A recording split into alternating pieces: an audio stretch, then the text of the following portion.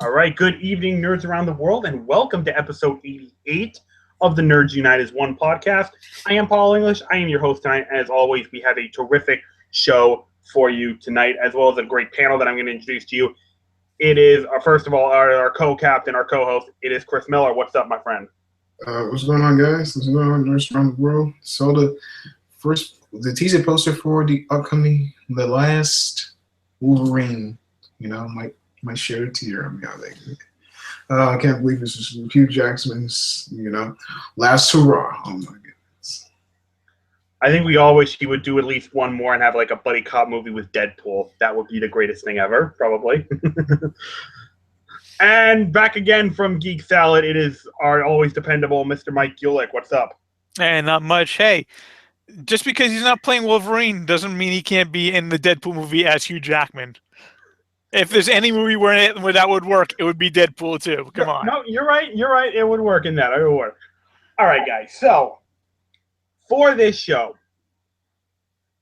there are very few things worse than a bad movie.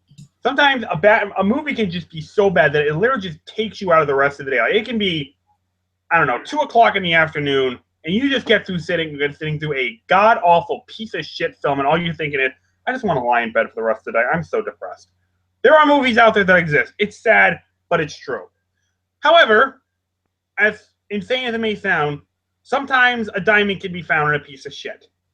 And today, that is what we are going to be looking at by counting down our top 5 good performances in bad movies. That is our main topic. But first, a couple news stories to get to. First one being, as Chris alluded to, there was a teaser poster as well as a title release for the third Wolverine solo film, also Hugh Jackman's last one. It's going to be called what? Simply just Logan? Is that right? Yeah, pretty much. I think we can all agree it's kind of sad that, Hugh Jackman's putting away his claws for good after this. I'm hoping it'll be a good way to send him off, allow him to ride off in the sunset on a good note. Chris, what's your reaction to that? I mean, the thing is, the poster is nothing remarkable, at least to me. It seems like an okay teaser. First teaser poster, you just got like the claws and it's just saying Logan. I say, I don't know, it may have, gained a great deal of interest, especially among the general public, because, Hugh Jackman has been so identified with the Wolverine character. It's pretty much his signature role. There have been lots of false, how should I say this? Lots of false rumors in the past that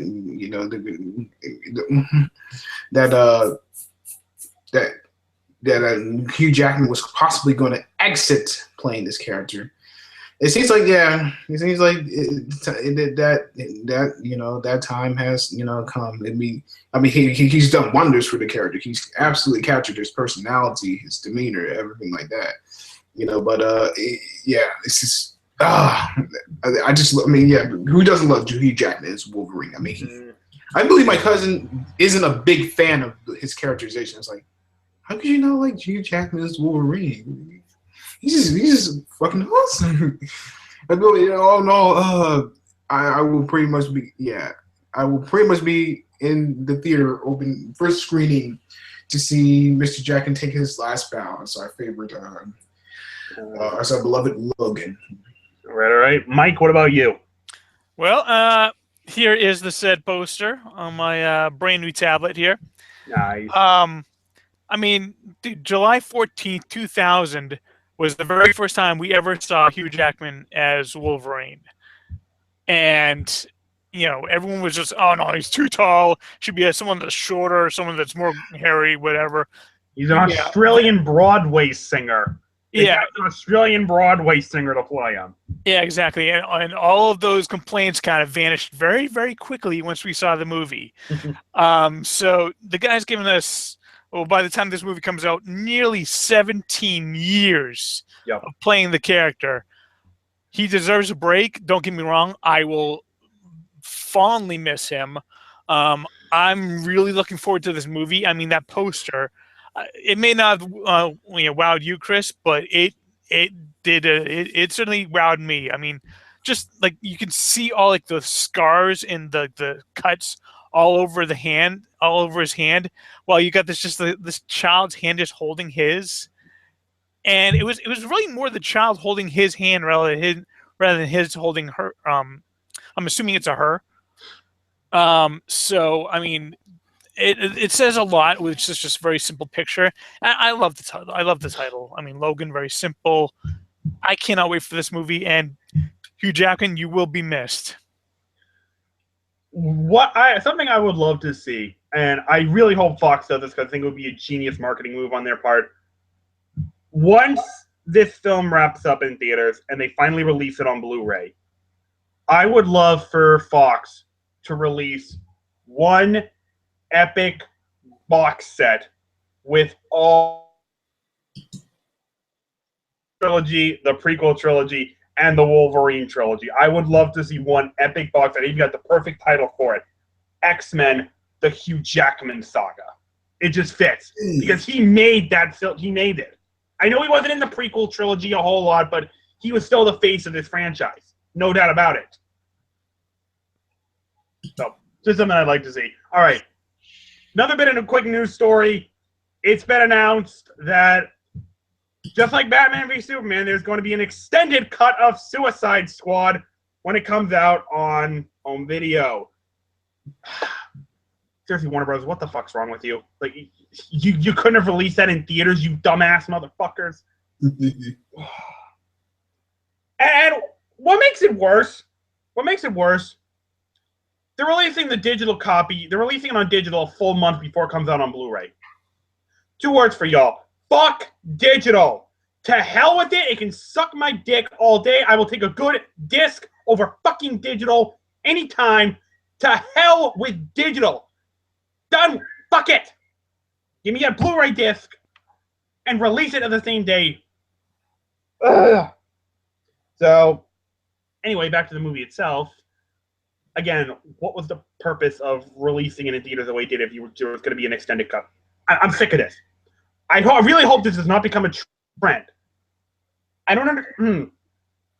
They need to start Warner Brothers need to start taking more lessons from Disney and Marvel. They know what the hell they're doing. I'm sick of saying it all the time, but when it comes to live action movies, Marvel kicks the shit out of DC. No contest, just none. But anyway, I want to get your thoughts on extended cut of Suicide Squad. Will it be rated R? All that. I don't give a shit, honestly. Chris, do you?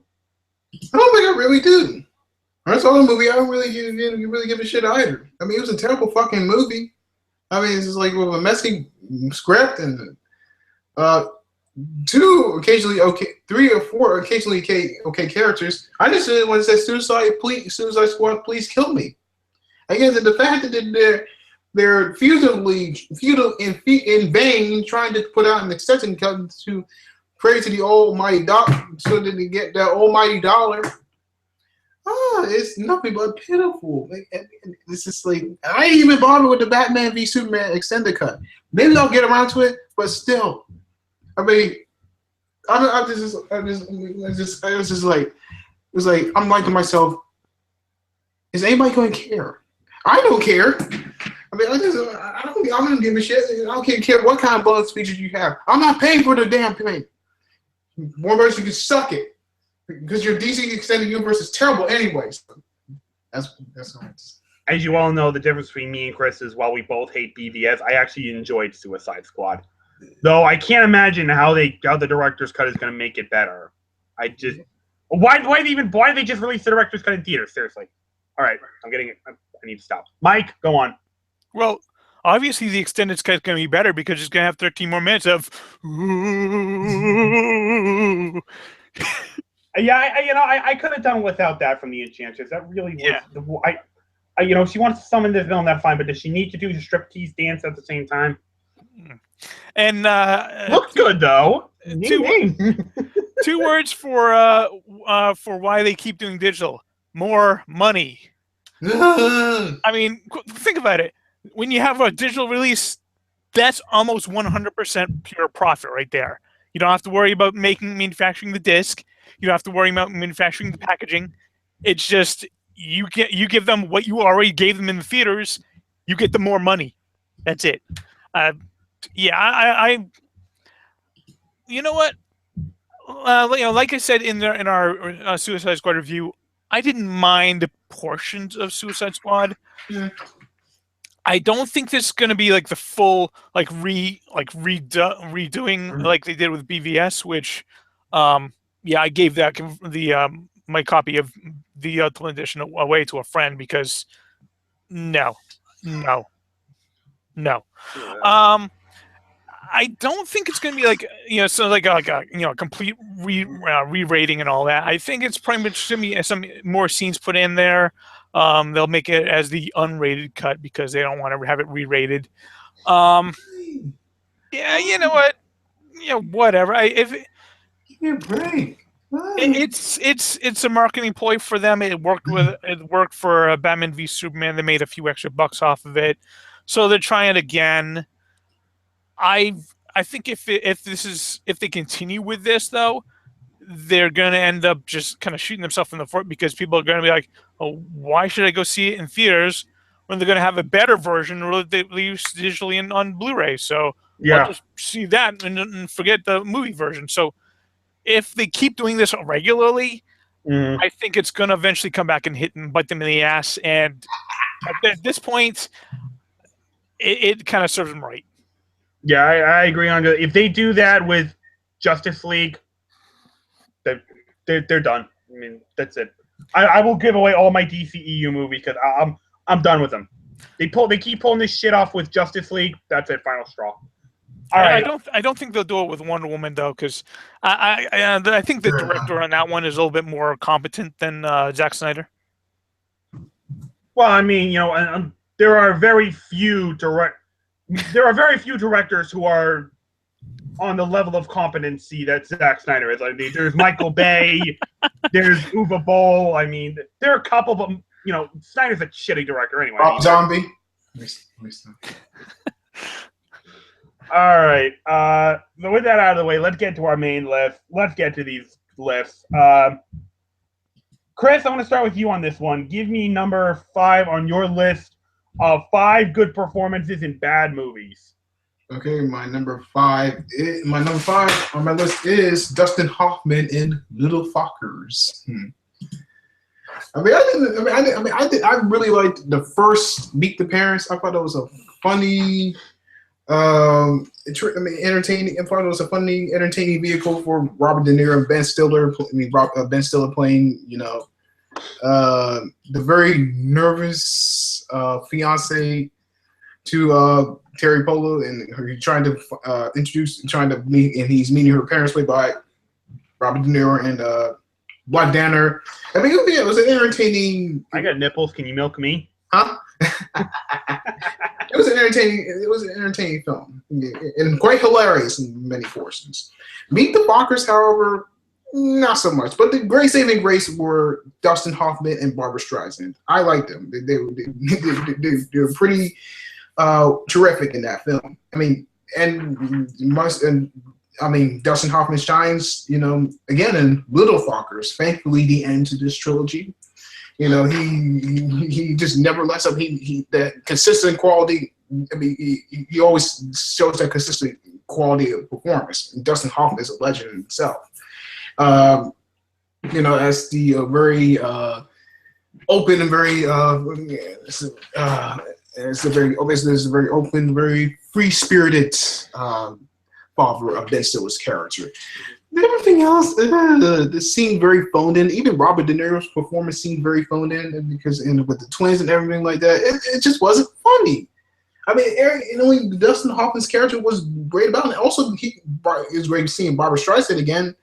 I mean, unfortunately, his performance, and we're talking about bad movies, couldn't save it from being a bad movie. So that's all I had to say about Dustin Hoffman and Little Fockers. I mean,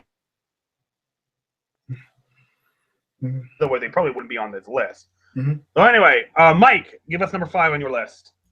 All right, my number 5. I was kind of hoping for a little bit more diversity from my list, but I've only really got 2 genres on here.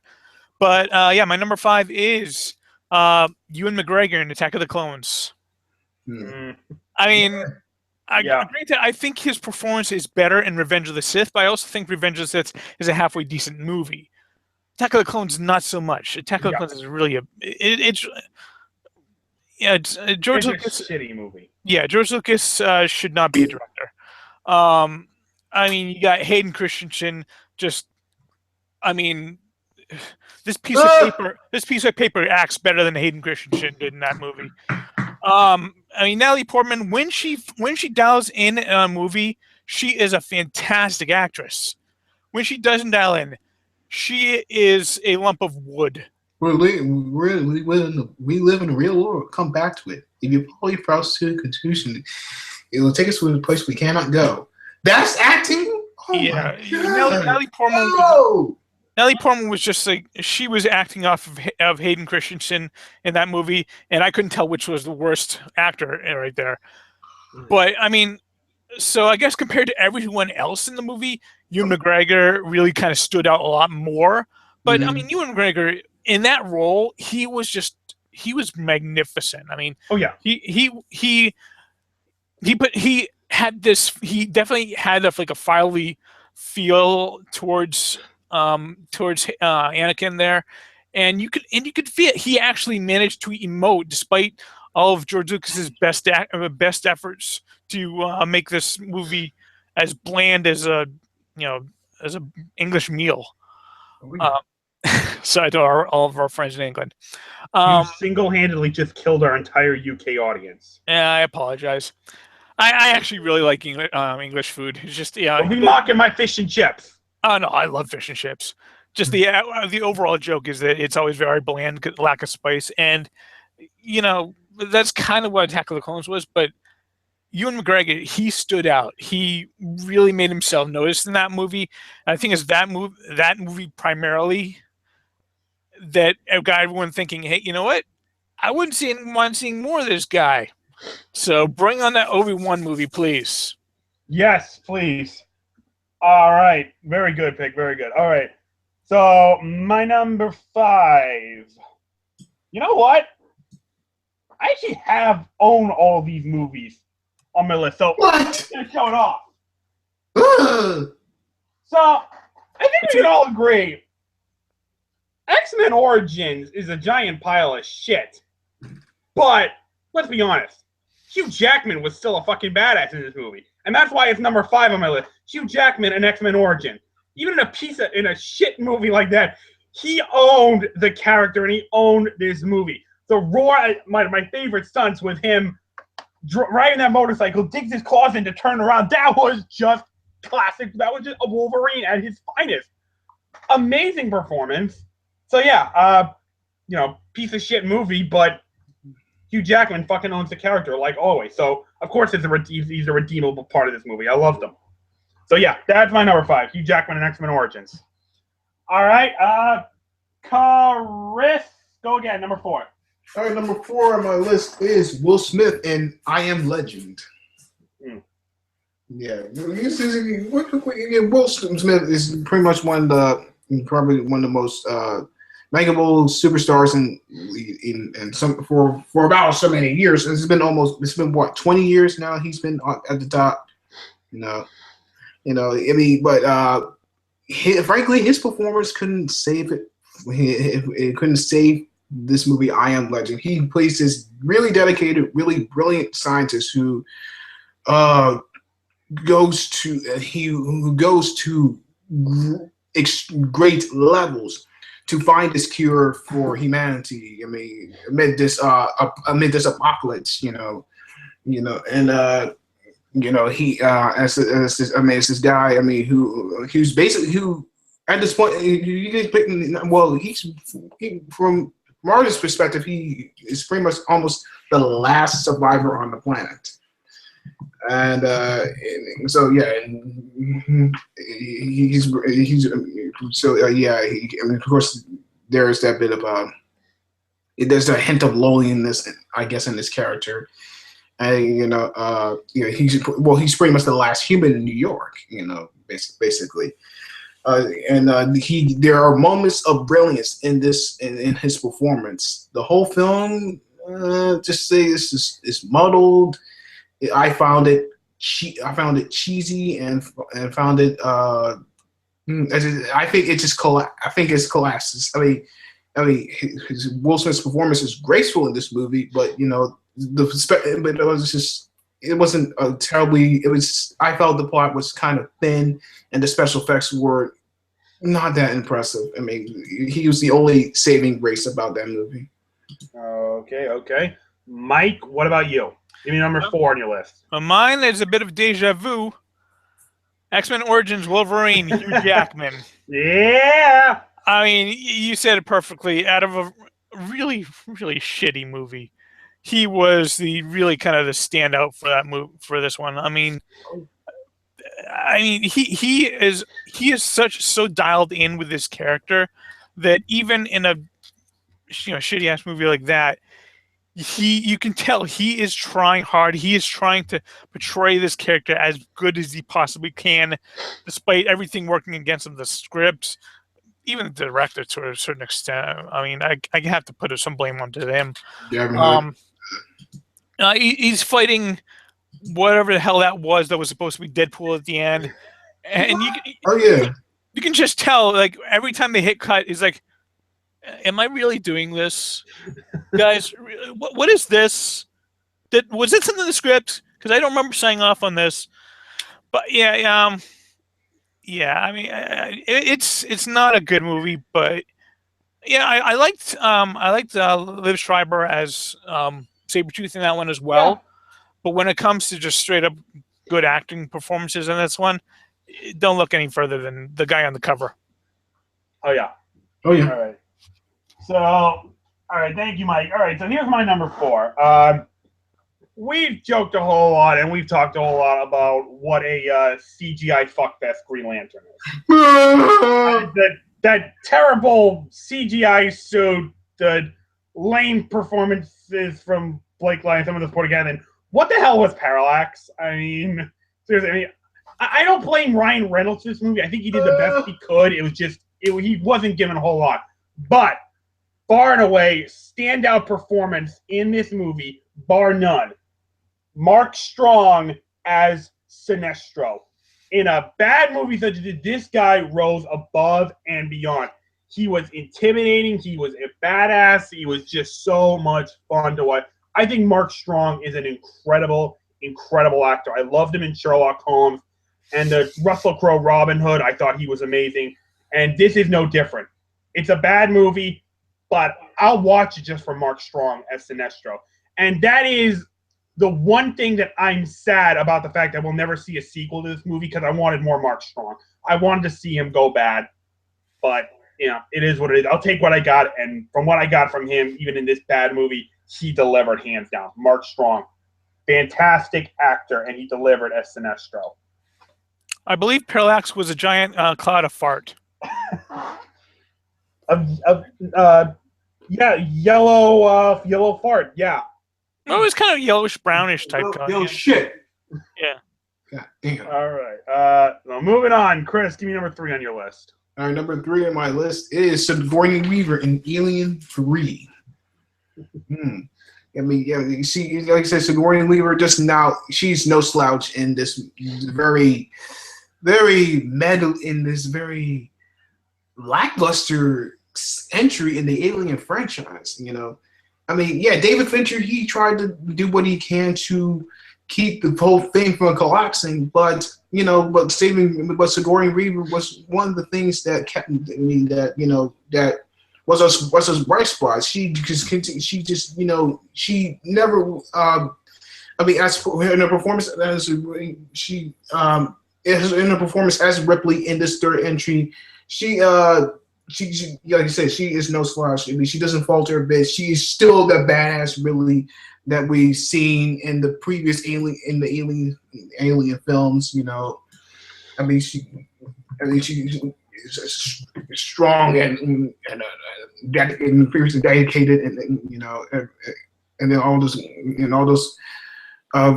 admirable qualities. But however, I mean, the film was just too dark and too grim, and I think a little too violent. I know the Alien series is violent, but I think this one pushed it a little too far. I guess. I mean, it was so melancholic. I mean, yeah, I think it had a great vision behind it, but everything else just didn't live up to the level that the first two films said. I mean, it didn't. I mean, it's just it just didn't offer anything new. Basically, it's just so disappointing. Like many on this list, her performance, Sigourney Weaver's performance, couldn't save it. Mm-hmm. All right. Thank you, Mike. Give us number 3 on your list. All right, my number 3 is Andrew Garfield in Amazing Spider-Man 2. Yeah, I mean, I'm not a fan of Amazing Spider-Man 1, but I think there's enough of a fun movie there to kind of forgive its many faults.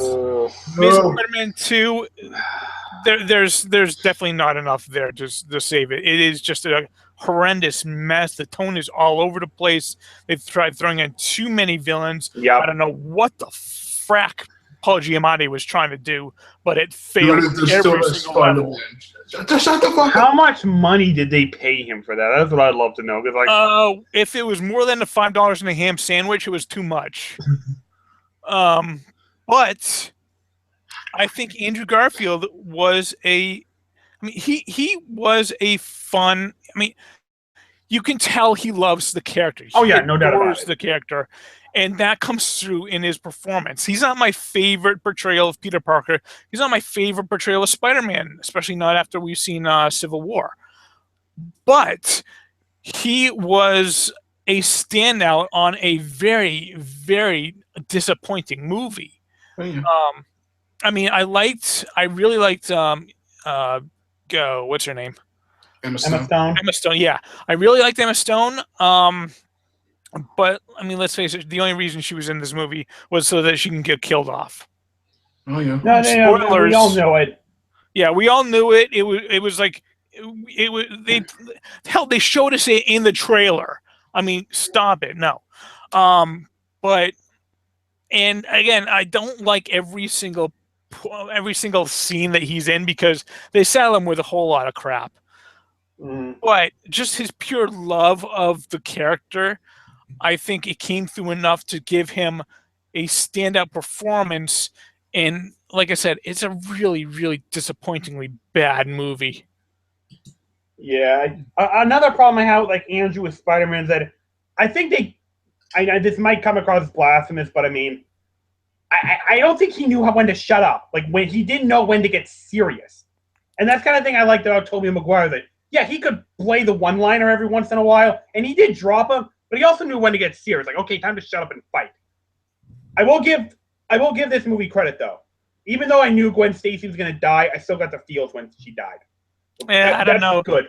For me, the whole like webbing turning into a hand, that creeped me out in the worst way. Oh, that I like. Ew, no.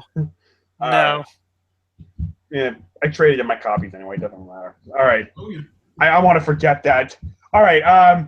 So number 3, and I actually don't own this movie, and because I would never, ever, ever own this piece of shit movie, which I consider an absolute disgrace to the superhero genre. And it's a movie that I've shit on time and time again. Anyone want to take a guess which one it is? Iron Man 3. No.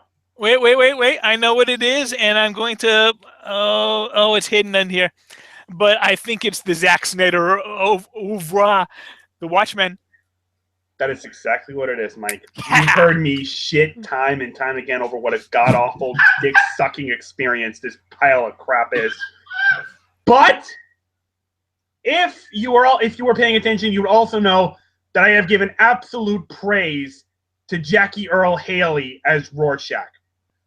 Despite Watchmen being an absolute crime against superhero movies, despite everyone else being the absolute worst examples of superheroes you could ever see, Rorschach was the real deal. Every time he was in it, it got real. I was excited. I was pumped. I wanted more of him. You got it. Yep, Mike, say something so you can see the picture. Say something, Mike. I want everyone to see the picture. Oh shit! He muted it. No, Mike, we can't hear you. Oh god damn it! All right. While he works on it, yeah, Mike was holding up a picture of the Watchmen movie that he owns. It has Rorschach in front of it. But yeah, I absolutely loved him in this movie, and when they killed him off, I was about ready to smash the TV. If I had a bat or a chair, I would have smashed the fucking TV. That pissed me off that much. But I'm hearing this thing about HBO wanting to develop a Watchmen show. I'm like, fuck that. Just give me a Rorschach show. I will watch that all day. And am I back? Yes. Okay. There you go. There you go. Yes. That's my man right there. That's my man. Rorschach's my man. That's my homie right there. Yes. Every scene he was in, I loved. And so I want more of Rorschach. I want a Rorschach movie. I want a Rorschach TV show, both live action and I give me more Rorschach and to hell with everyone else. Fuck those fuckers. One of the worst superhero movies ever made, but it had one of the best damn superheroes I've ever seen in Rorschach. That guy is a man. That guy's the man. Thumbs up to you, buddy. So what you're saying is, I think that movie could use more Rorschach. Damn right. Yeah, damn right. I mean, Jackie Earle owned every scene he was in. More Rorschach holding a cowbell. Cowbell. I gotta have more cowbell, baby. Who don't love more cowbells? You don't understand. Christopher Walken. You understand, boy. There's nothing like cowbells. Cowbells are the greatest thing ever. Oh my god. Oh god. Chris, give me number 2 on your list. Number 2 on my list is Alan Rickman in Robin Hood, Prince of Thieves.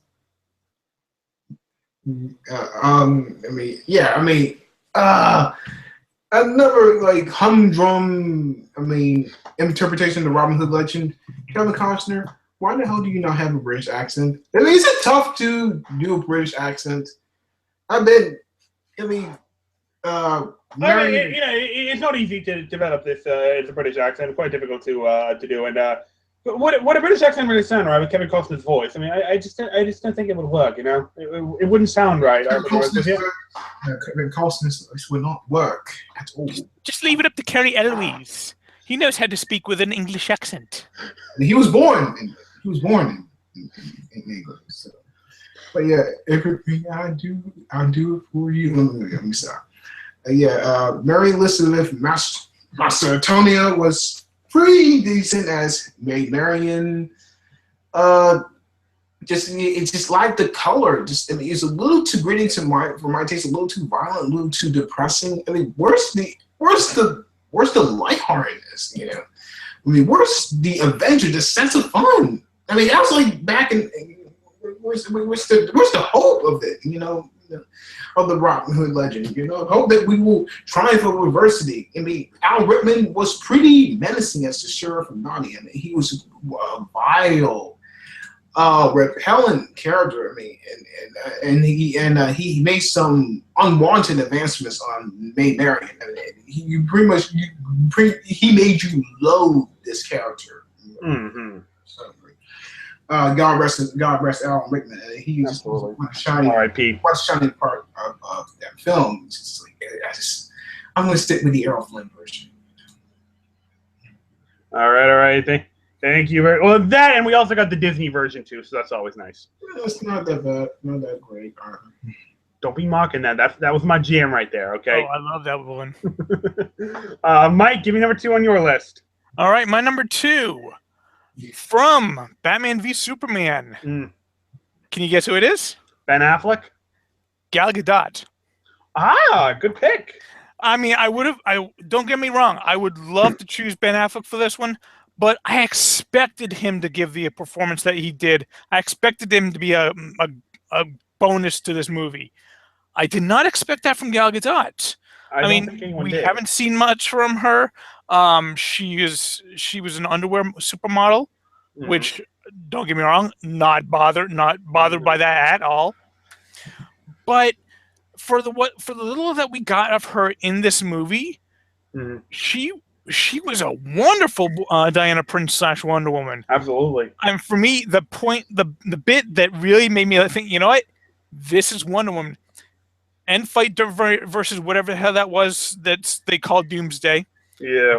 What was that? Yeah. He smacks her away. She like goes down. She gets that smile and she jumps right back in. I'm like, that's Wonder Woman. That's that Amazonian battle cry of hers. When she first unleashed that cry, I was like, oh shit, just got real. Yeah, I mean that smile was like that just told me, oh, this she was just thinking, I haven't been this jacked up for a century. And like, yeah, that's the Wonder Woman I want to see. That's the one I want to see a movie of. Give me my Wonder Woman movie right now. So yeah, my number 2, Gal Gadot. I still don't think she's packing enough muscle. Like, she just looks a little. Her arms look a little too scrawny, but that's just me. And yeah, and Henry Cavill looks like he can lift a mountain, right? No, they're gods right there. They're gods in human form. Hey, at least it's better than Caleb's complaint, which is her boobs aren't big enough. Okay. Oh my god. No, seriously, that's his complaint. Hey, her boobs are plenty good enough for me. Hey, they're good enough for me too. Yeah. All right. So my number 2, I also went with BVS. Very disappointing movie, but standout performance was Ben Affleck. Now I knew I had a feeling he was going to be good. I just wasn't expecting him to be that good, be as good as he was. I mean, I still consider Keaton the best live action Batman, but I think Ben Affleck comes in second. I think he beat Christian Bale, even though I absolutely loved him. It had the thing like kind of dark and the grid, the turmoil and the anger of that you'd expect from Bruce Wayne. But what separated Ben Affleck's performance from Christian Bale's, there was this, and this is the thing, and this is also why I prefer the '89 movie over any of the Dark Knight movies, is that there was an element of like silliness to it. Like you could tell, okay, this is a comic book movie, and that's why I love the '89 films over the Dark Knight. I love the Dark Knight film. All right, I'm not knocking. I love the Dark Knight film, but they felt a little too realistic to me. Like Batman '89, that's a comic book movie. There was this. It was serious, it was dark, it was brooding, all that, but there was this element of silliness to it, like, okay, this is going to be fun. And I got that, I got him for the most part from this movie, and especially from Ben Affleck. He was dark, he was brooding, he was intense, he was everything you want from a good man, but there was still this element of just comic book silliness from it, which I really enjoy. So, huge props to Ben Affleck, and I could not be more excited for a solo movie. I can't wait for that. I need that soon. I just hope that they bring in the Bat Dance back. You talking about Adam West's Bat Dance? No, the Prince song, Bat Dance, from 1989. Now this piece of shit dance right there. No, not that. No, please don't. That belongs in the 60s. That should be locked away and never be seen again. No, it doesn't. It deserves to be celebrated. No, shit fest. Yeah. No, shit fest.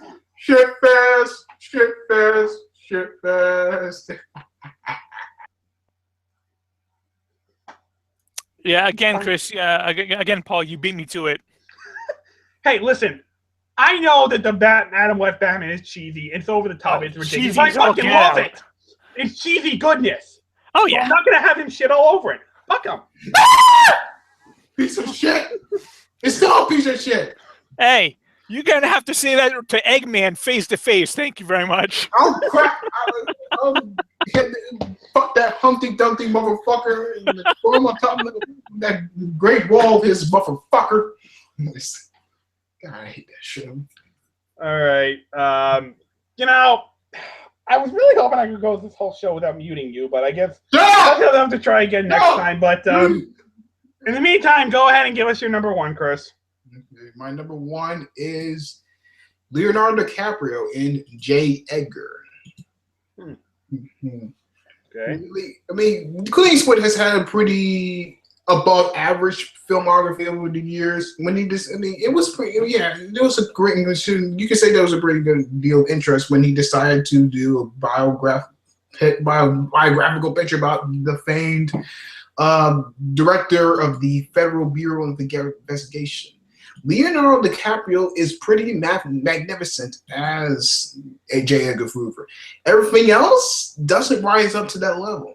I mean, the script, I mean, it's really kind of your typical average biopic. There's no, I mean, I don't know if I should rag on it. There's nothing really truly extraordinary about it. It's just, it's just humdrum, and it's just like the makeup is awful, and there are few terrific performances, but just the narrative was really confusing. It just lacked any kind of it lacked any kind of strong narrative. I mean, it wasn't.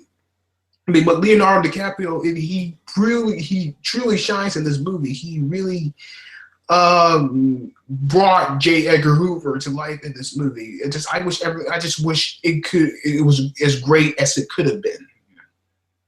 Okay, all right, interesting pick. Mike, you're up. Give me number one on your list. Okay, well, I know the prequels have some defenders. Oh yeah. I'm not really one of them. I think there was a lot of missed opportunity. Okay. I think for the amount of buildup that the Phantom Menace had, it was a severe letdown. Mm. However, Ewan McGregor was good in that one. Yep. He wasn't the standout. Oh. Right there. Liam Neeson. Liam Neeson. Nice. Qui-Gon Jinn was a character we had never heard of before the movie came out. But Liam Neeson played him with a quiet dignity. He played it with he knew where the Force was leading him, and he was willing to follow. He wasn't going to let anyone stand in his way. He wasn't going to let the council tell him, "No, you can't do that." He's like, "I'm going to do it because that's what the Force wants." And I, like with Attack of the Clones, despite all of George Lucas's mediocre efforts. Mm. Liam Neeson was he was the ray of sunshine in that one. I liked Ewan McGregor a lot in that one, but he was still a fairly young actor when that one was around. 25, I believe, was his age when he was cast. Yeah, and he was good, but I think he learned a lot from Liam Neeson's performance in that one, and that really helped amplify his own performance in Attack of the Clones and Revenge of the Sith. But I mean, every time I watch that movie and, I hear Jake Lloyd's yippee, I want to look away, but, oh, man, there's Liam Neeson. Even when he's talking about something as stupid as midi-chlorians, I still really like his performance. So, yeah, my number one pick is Liam Neeson in The Phantom Menace. That is a fantastic pick. I would so like to hear Liam Neeson read the phone book. So yeah, I want Liam Neeson to be the voice on my GPS. The voice guide you to take a ride. You go there, we'll find you, and I will kill you. I don't know where you're going, but I will find you. I will direct you there. And if you go off the bridge, I will kill you. No. And if you piss me off, I will kill you by driving you off a bridge. Yeah, there you go. All right. So my number one is gonna be a bit of hint of deja vu. As Mike said, I know the prequels have their defenders. Yeah. I am not one of them. I do enjoy Episode 3, but overall, I hate the prequel trilogy. But there is a constant standout for me in the entire saga, and that is Ewan McGregor as Obi-Wan Kenobi. He is my number one. The entire prequel trilogy, as bad as those first two films are, and there are even some stuff in Episode 3 that I can't stand. But every time Ewan McGregor comes on, I just smile. I love his performance in all three of them, and I even make the argument that if you just if they had just taken away all of the Anakin and Padme bullshit from the scene, focus more on Obi-Wan, I don't think Episode 2 would have been that bad a movie. I think it actually would have been pretty good. And in fact, that's how I watch it. Every time I watch Episode 2, I just skip over all the Anakin and Padme scenes from the movie. I just focus on Obi-Wan, and it's a good movie. Because that's just how dynamic Ewan McGregor was in these movies. You see him in Episode 1, this young, headstrong, athletic Padawan who just kicked the shit out of Darth Maul, which was freaking awesome to see. Mm-hmm. and then to see him rise into this grand Jedi Master that we remember from the from the original trilogy, the point where even in Episode 3 he actually does start to look like Alec Guinness. Oh yeah. It was just unbelievable. Despite his, watching him mature into this grand Jedi Master, but still being able to kick some ass, as we saw in that great battle in Episode 3, which is to this day my favorite, probably one of my favorite fight scenes of all time. I mean, that prequel trilogy has two of my favorite fight scenes in cinema history, and Ewan McGregor was involved in both of them. Mm-hmm. So I mean, he was an unbelievable actor, and I absolutely love him in those movies. As bad as they are, bad as that prequel trilogy is, Ewan McGregor, I love the guy. You mean when you watch Attack of the Clones, you skip over the scene where Padme's telling Anakin that we can't be together while she's wearing black leather bondage gear? Yeah, it didn't save it for me. It can't save it for me. I'm sorry. As sexy as Natalie Portman was, and she was sexy in that movie, don't get me wrong, but it couldn't save it. I know that's weird of me to say, considering how many sex jokes I've dropped during the course of Nerds United as one. That just can't save it for me. Either that, or I'll just watch it with the sound of, and I'll just make Google eyes at Natalie Portman.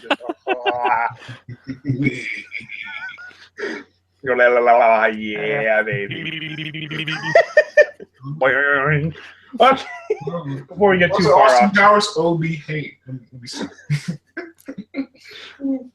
All right, guys. So that is going to wrap up our show. This was a lot of fun. I appreciate everyone tuning in, and I want to thank all of you for being here. Chris, this is a whole lot of fun. Oh yeah, definitely great, especially tackling this subject. A lot of fun than I expected. Despite some movies being labeled bad movies, there are some saving graces, but they're still bad movies. But still, it was great talking about. It's great tackling the subject. All right. Thank you. Yes. And Mike, as always, my friend, it was a pleasure having you here. Hey, great being here as well. And one of these days, I'd love to tackle the 5 worst performances in the good movies. Whoa. That would definitely be an interesting... That could be a fun one. That would definitely be a fun one. I'll have to do a little thinking on that one, see what I can find. But yeah, that would be a good subject. Well, next week? So, I don't know. I might not have a list by then. That may take a little while longer. So, but keep an eye out for that, folks. One day we will have an episode with that topic: 5 bad performances in good movies. Keep an eye out for that, everyone. But in the meantime, we'll see y'all next week. Have a great day, everyone. Bye-bye.